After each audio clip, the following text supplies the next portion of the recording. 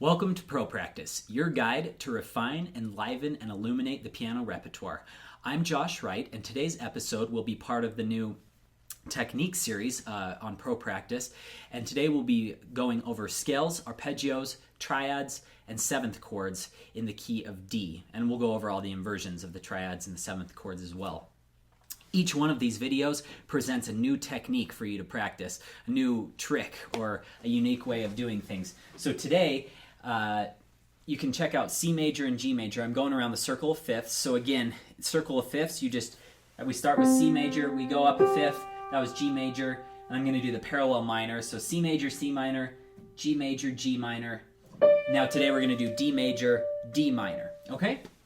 So let's go ahead and get started. I want to start with a different concept on each of these videos. Obviously I'll have to repeat a couple, but since I did scales on the C major video, arpeggios on the G minor video, I'm going to start with triads and inversions today. The concept that I'm going to go over with all of these things is long, short, long, short, long, short. It's a rhythm. And then long, short, short, short, long, short, short, short. Okay, so that's a little harder to do with triads and inversions, so we're kind of jumping into the meat of things right now, but it's still good for you, okay? So if I was just to do a scale, that's what I'm talking about, long, short, short, short, and then long, short, short, short, long, short, short, short. So we're going to apply these to triads. So something we haven't done in other videos is we just usually do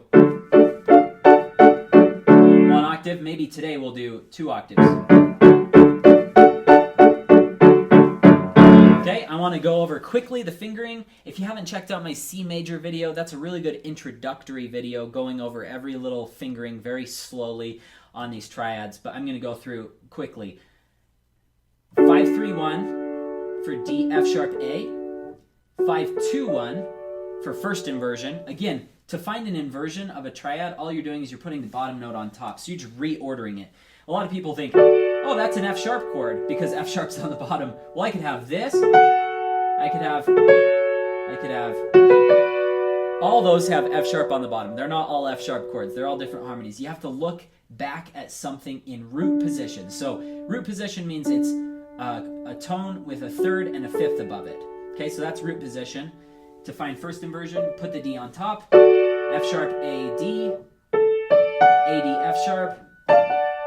D, F sharp, A, back to root position. Second inversion, first inversion, root position. Let's try left hand.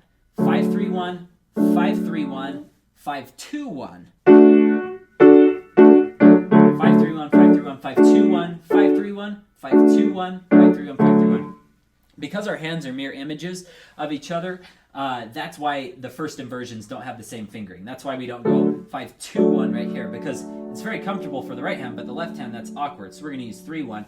And the left hand right here, we'll use 5-2-1. Right hand is 5-3-1. That fingering is important. A lot of students just kind of figure it out as they go along. I would urge you to go very slowly and do it hands alone and then together. Okay, so let's try a little bit of a few rhythms just with the major.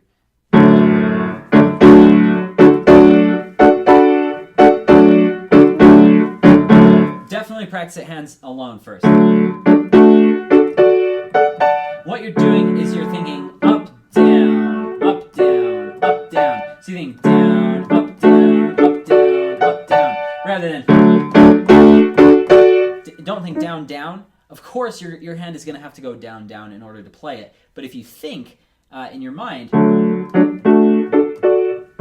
up, down, up, down, up, down, up, down, up, down, up, down, it will really help you out. Okay, let's try it. Okay.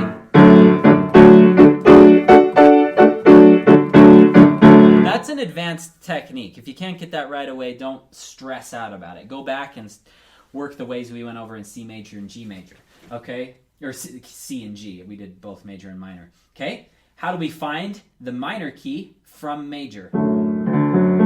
All we do is we lower the third a half step, okay? So here's our D minor. Let's go over it slowly.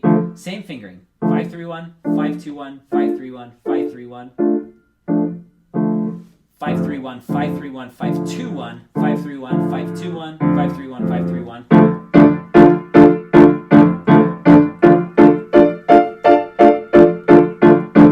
Okay, let's try the long, short, long.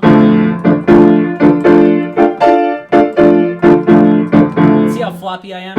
Every time I come off, I release into a neutral position.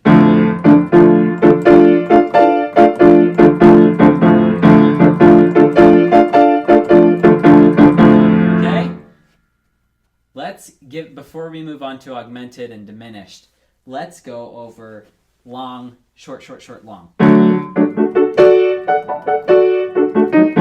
one's tough. Maybe try it slowly. If you haven't had a chance, watch my video. There's an alphabetical list of all my videos on my website under the lessons page, joshwrightpiano.com/lessons, and it's at the bottom of the page. Look at the video called Free Hands. What you do, practice releasing into a neutral position, little finger staccato. Okay, then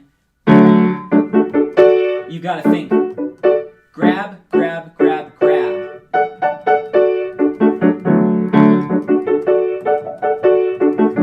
Okay, and left.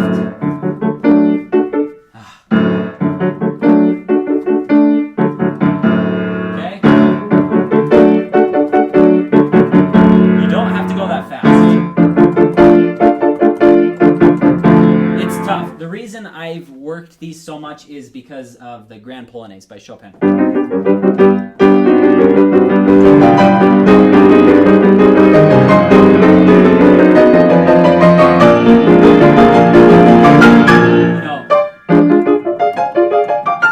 That is one of the hardest little passages I've ever played.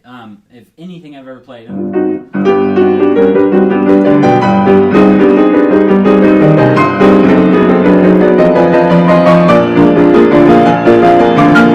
you're trying to get really loose and release into neutral position.